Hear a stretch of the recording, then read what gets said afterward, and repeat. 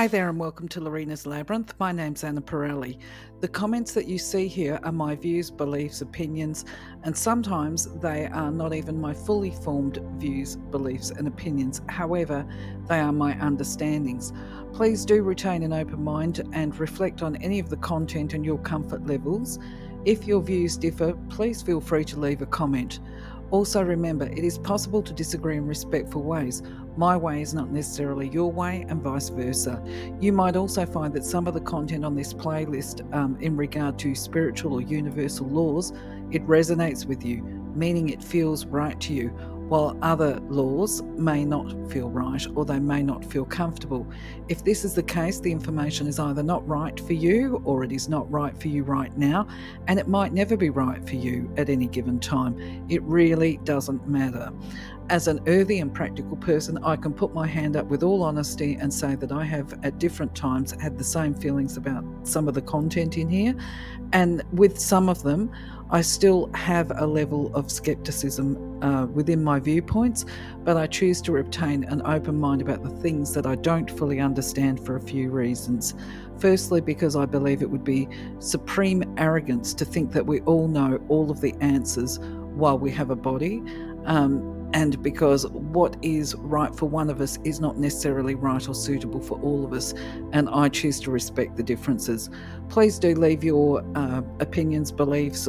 Feel free to argue the points in a respectful way with any of the content on the slides and even my interpretations. And if you feel that you can add clarity around some of the content, we would all love to see it. Thank you. For now, though, let's explore the laws. All creation is governed by law. The principles that operate in the outer universe, discoverable by scientists, are called natural laws. But there are subtler laws that rule the hidden spiritual planes and the inner realm of consciousness. Contained within these laws, or conditions, is the true nature of matter. Knowledge of these laws has an effect upon the mental urges. Mind is the builder. Stay in full mindfulness of the application of universal law as related to self and to others, and know that in love all life is given, in love all things move. In giving one attains, in giving one acquires, in giving, love becomes the fulfillment of desire, guided and directed in the ways that bring the more perfect knowledge of self as related to the universal, all-powerful, all-guiding, all-divine influence in life. Love is life. When we go back, merge with the God source, in some infinitesimal but profound way, we expand the mind of God. Our higher self always points the best and most perfect way, and it is ours to listen and choose or reject what we hear. It does not blame, but patiently tries again to show the perfect way, the loving way. All of creation pushes forth. We are ever becoming. Identity ever remains. Universal Law number 9. The Law of Chemical Affinity. This law governs the soul aspect in the mineral kingdom. It concerns the marriage of the atoms and the romance of the elements. It serves to perpetuate the life of the mineral kingdom and to preserve its integrity. It is the cause of the metallization of the monad. Hi there, once again, welcome back to Lorena's Labyrinth. Today we're going to be talking about the chemical, or the law of chemical affinity, certainly on the agenda for today. Once again, it sounds like a very loaded paragraph, so for the purposes of this video, I'm breaking it down into bite-sized pieces just to help make it a little bit clearer. So what I perceive is that they're saying that the law refers to the soul, also known as the spirit or light bodies, but then there is the reference to in the mineral kingdom. So I think the important bit here is that we establish what does the mineral kingdom mean. Well, if we look at minerals, from where I sit, they have physical or earthly substance to them. If we look the word mineral up in the dictionary, it says that it's a solid, naturally occurring inorganic substance, which means it doesn't have life. Then if we look at atoms, it says that they're the smallest particle of a chemical element that can exist. So when we talk about the elements within the spiritual context, we're usually talking about the elements of air, earth, fire, and water. However, what I believe within this context is we're talking about what we refer to as the chemical elements, the aspects of matter that do not decompose. Okay, so they never die, I guess. They never disintegrate. So from this perspective, I perceive that the law refers to not only the creation of the soul, but the ongoing life of the soul and the perpetuity of life, where each soul is an eternal being, eternal, not internal, eternal being. What about you? Does this resonate with you? It kind of resonates with me when I break it down. You might want to think about that a bit more, replay it a couple of times, do your own research. I can put it into one simplified sentence for my own understanding of the Big Bang Theory. Well, actually, it's not really a simple sentence. There's a simple rationale approach to it for me. If I try, I like to make things simple, okay? So from my understanding, it refers kind of to the Big Bang Theory and the creation of all life forms, where certain chemical ingredients come together under certain conditions and they make a specific life form. From inanimate, shall we say, from the atoms that do not have life form. So it's creation of life is how I see it. And my belief also is that the soul is eternal and that the soul takes physical form, which is actually the human body. Right, okay, so then the next thing I think about is it saying that it is impossible for the soul to deconstruct back to nothing? Because is this the marriage that they refer to, or the unification of the atoms and the particles?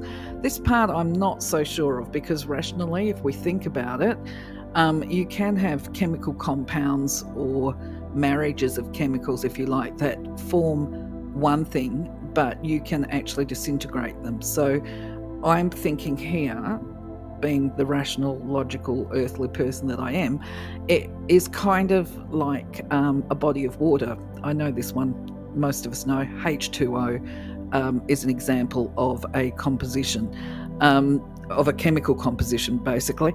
And you can break water down back to being hydrogen and oxide or whatever, I can't remember. I am not a scientist. I've got to keep saying this. I'm not a scientist. Do you think I'm on track here? I don't know. What is it actually saying? That we can break down? I don't know. That's the answer. Is it really important? This is just food for thought, really. So I don't know how your brain is coping with this, if it's ready to explode. Okay, so just revisiting what we just talked about, whether or not there is a decomposition process, I interpret the first sentence as referring to life being the creation of life is the construct of certain chemical compounds that move together in a certain way from which life is created. Then if we break down the rest of the passage, which is emetallization of the monad, it's like, oh my God, what does that mean, really? If we want to discuss it. So what I do know is emetallization is a theosophical concept. You can Google it yourself, which refers to the creation of the physical body, not the soul, the physical body. It is that I'm going to stick with this rather than do stop and start on the slide. Okay, so metallization, I guess we could say, is the formation of the physical body. So if we're talking about immetallization, we're talking about the body returning back to the etheric bodies, and they have multiple layers. Now, for your information, when I have done my Googling, because I have relied on Google to try and do some of these videos, as I keep saying, because the concepts that we're talking about are actually so difficult to put into language, right? So if I can go and take a shortcut and look at what other people are saying or believing, it just makes it easier for me to try and convey it here. But so for your information, what I've seen is many people arguing just on how many layers of the soul has and how many layers of heaven there are. And there is multiple and varied answers where each person puts forward their belief. And sometimes their beliefs that they present are quite immovable, and sometimes even with a sense of righteousness, if I can say that word as well, and judgment of people that don't hold the same values. So where I'm going with this is I've been told or read by, actually no, I'll stick with told, because we're talking about many years of me doing this stuff. At different times I've been told different things. Some people have said that there's 7 layers. Some people have said that there's 16. Others, and more than one person who I'm more inclined to agree with, is that there are so many, it's not worth really trying to work out how many there are, because as with all things, life is an ongoing evolution, and that what might be true today is completely different tomorrow. And as on Earth, the other side, if we want to call it that, is in a constant state of growth and change as well. So coming back to, does it really have any relevance to our life right here and now, bearing in mind we're on Earth to have a human experience or to live on the Earth plane? For me, I made the decision a long time ago and concluded that if I don't need to know, then it's not important, it's not relevant to me. So I'm not really concerned necessarily about this particular law per se, because I figure if I ever do need to know it, that if I'm focused on my connection with my guides so that they can provide information to me if and when I need it, as part of making my informed decisions, then that information will come to me. So anyway, back to it. I suspect anyone, not so much, not anyone. Okay, what I suspect the process of a metallization is what we refer to, or I refer to as the ascension process, and that is the raising of the vibration of our aura, our cellular, our atomic matter, our energy, all of that kind of thing, so that we can increase the amount of light that we have within our own auric field. And what I understand is that as our spirit evolves, we do shed. Okay, so the first thing that we shed is what we on Earth would refer to as death, right? Death and transformation. The physical body is the first thing that we shed as part of the growth and expansion of our soul. So I've got some video, some images coming up soon that we'll talk about a bit more. So then we look at the word monad. What on earth do we mean by that? Okay, so I have heard of it. It's not a new word to me. I do have my own internal understanding of it, but how do I express it? Hello, Google. Okay. Once again, we find different and varied opinions of what a monad actually means. However, the first one that I found, and I would encourage you to do your own research, is that a monad is said by some to be a Buddhist theosophy. Now, I automatically, based on my own knowledge, learning, and that kind of thing, recognise that this is either a partial or a half-truth or an error on the part of the person that's making that claim. I don't mean that in a judgmental way, but I'll tell you why I feel that this person has done a misinterpretation. It is because Buddha was raised a Hindu. So his beliefs, his core beliefs, therefore such as a monad, will be, rationally and logically speaking, underpinned by Hindu values, and where he has sought throughout his life and made meaning from his understandings from the Vedas. Okay, so now the other thing that I know is that Buddhism is more about a practice and a way of life. Now, I'm just going to draw on some experience here. I certainly appreciate other people's contributions, okay? So feel free to comment. What I know about Buddhism is basically, we can all research it, we all do practices and that kind of stuff, but I did work with some people from Tibet and Nepal at different times and had some really open-hearted sharing, if you like, and they expressed to me that they don't understand the Westerners who will sit around meditating for half an hour or refusing invites to go to gatherings because it interferes with their meditation, because they want to be more spiritual or enlightened or whatever. And one person that I remember speaking to specifically, she was actually a tour guide organizer. She didn't go up the mountains, she didn't go up Mount Everest, she just used to organize the tour guides. And she said it always blew her mind that you would speak to a Westerner and say, we're doing such and such, would you like to be part of that? And they would say, oh, what time? Oh, no, I couldn't possibly do that because that's my meditation time. She said, we used to just she said, you'd never say anything. You'd just go, okay. Because from her perspective, it was about including those mindfulness practices in their living and the principles as part of your life, but not separate to your life, because if you're going away and you're sitting around meditating all the time, you're not actively participating in life. So anyway, that's just an interesting point. So going back to, is the monad a Buddhist principle?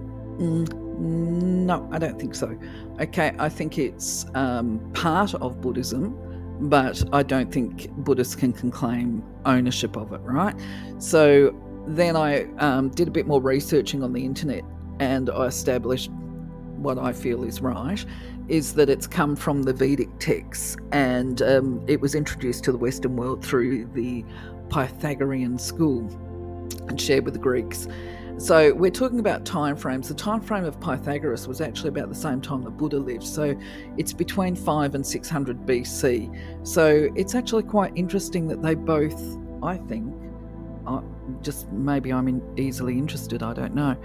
But it's interesting that both of these two hugely influential people on society were both promoting concepts of the monad at the same time, which is, currently 2,500 years ago. So, breaking this down, let's look at this on a different slide. By the way, I should have mentioned this image here, that's sourced off Wikipedia, and that's supposed to identify the monad. Because I forgot to mention this before we go on to the next slide. The monad actually refers, now that we know the history, a singular organism, and within this concept, it is believed to refer to oneness, that we are all one, and what we do to one, we do to ourselves. Christians might say, do unto others as we would have them do unto us. I'm just trying to think, what else have I got written in these notes here? Right, okay, on to the next slide. So this is so difficult, honestly. I've recorded something that I've gone back and deleted. I thought, honestly, this is just very difficult to describe. Anyway, I'm going to do my best, but it's going to be a poor example, and this is where discussion would be really, really good if we could have done this on a live session. Okay, so where this image can represent the aura, each aura or each layer of the aura refers to an energetic layer. Right?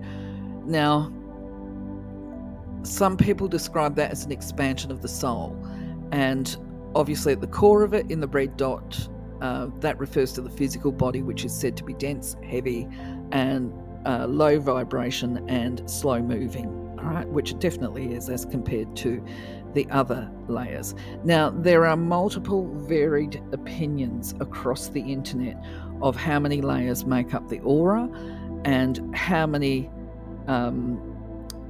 you may as well call them soul planes is the best way to describe it, which is you have the astral plane, you have the emotional plane. The emotional one is represented here by the orange, going upwards towards the white one. Okay, now there are other images I could have put up, but you know what, I can't be bothered. I'll do it in a video on planes at some point in time. But realistically, for the Buddhists,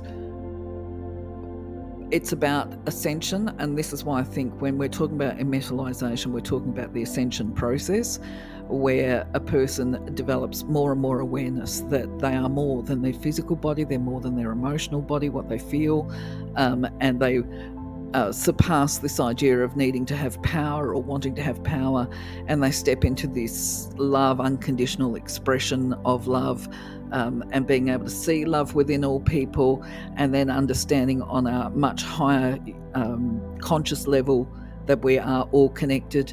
And then for the Buddhists, they hit the nirvana part. That's the highest peak for them. As far as I understand, if you're a Buddhist, you're most welcome to correct me.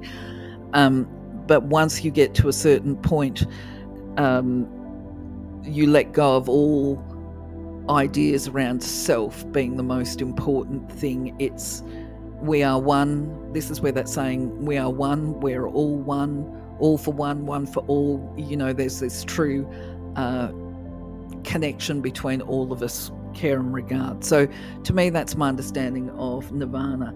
Now, just an interesting little throw in here, that orange circle, which is the emotional stuff, I actually relate that to the Catholic principles of purgatory, where people remain tormented until they rise above it energetically and recognize, they go through that forgiveness process, if you like, that self-forgiveness, and then they step into their power.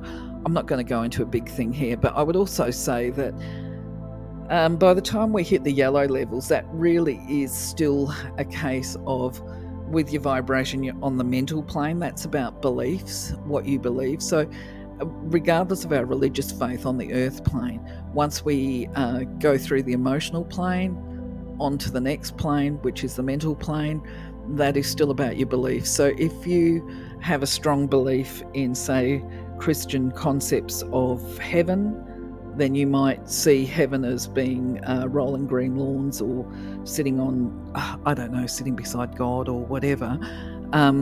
There's another interesting point here too. For people that are spirit communicators, somewhere in that orange and yellow area, there's a spot that they refer to as Summerland.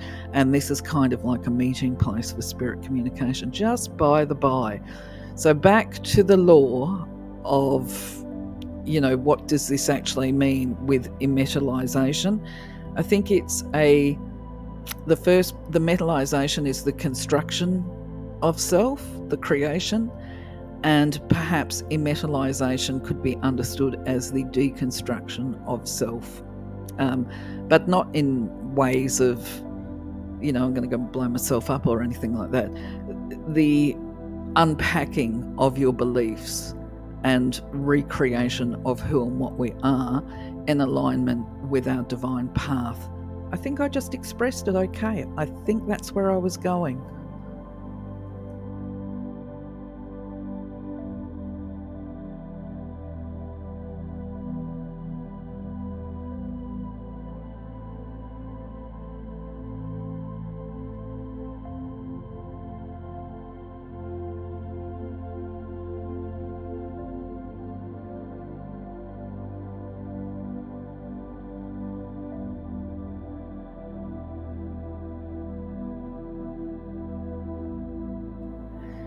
So it took me a while to get there, but finally I'm actually happy with the last sentences of the last word to explain what immetalization is. But I would also say that actually immetalization does apply this deconstruction of self.